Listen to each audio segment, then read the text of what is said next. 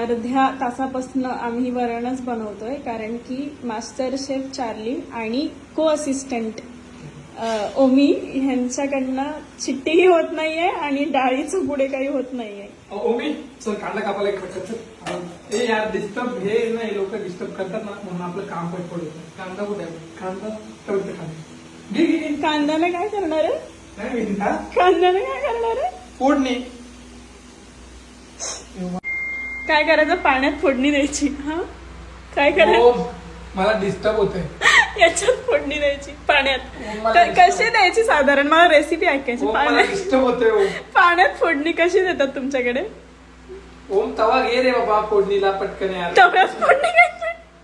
हा हा कसला तवा आहे तो?